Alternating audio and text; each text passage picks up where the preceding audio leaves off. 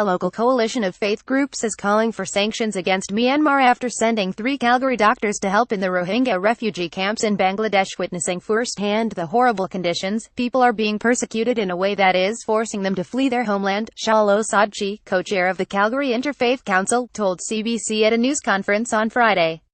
"This is just based upon senseless intolerance and hatred," said Osadchey, who is also the senior rabbi at Beth Tzedek congregation in southwest Calgary. Since August, 600,000 refugees have fled Myanmar to escape what the United Nations is calling ethnic cleansing.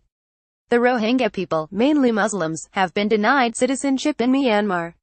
They've ended up in makeshift camps in southern Bangladesh. Rabbi Shaul Osadchey says every voice matters in trying to end the violence against Rohingya refugees.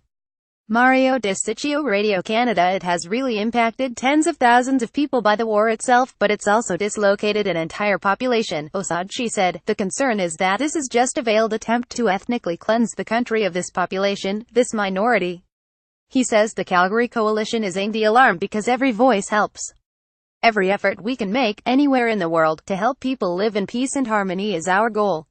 Every voice is important, and silence is the worst possible way we allow evil to persist.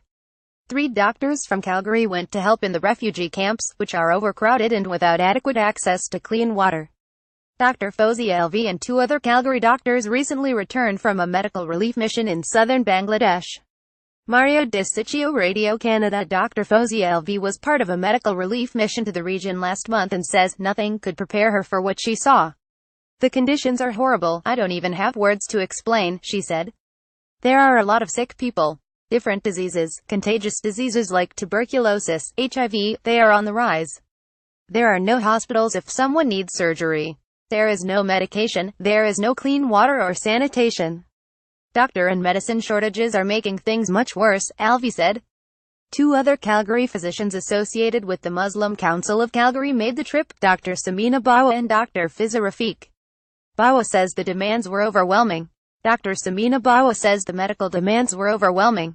Mario Desiccio, Radio Canada. On an average day, you see 300 patients with tuberculosis and pneumonia, and the injuries and the burns and the depression and the PTSD and the weakness and the asthma and the epigastric pain and ulcers, you name it, Bawa said. The Calgary Coalition is calling on the Canadian government to impose economic sanctions on Myanmar to bring an end to the violence. "One voice is important in the broader scheme of things," Osadchey said. "Bottom line is these are human beings." A Rohingya child awaits medical attention at a refugee camp in southern Bangladesh. Submitted by Dr. Fozia Alvi as Canada's special envoy to Myanmar. Bob Ray visited refugee camps in southern Bangladesh near Cox's Bazar. He says listening to the details of what people have been through is horrific. "I think there is generally little doubt that there was an insurgent attack on August 25 that was quite well planned and quite systematic," Ray told the current Santa Maria Tremonte this week. "And just as it had taken place in the previous October, what happens when there is an insurgent attack by this group called ARSA Arakan Rohingya Salvation Army? The Myanmar army really overdoes it. You know, the army just responds with, to put it mildly, a very, very heavy hand and a great deal of brutality.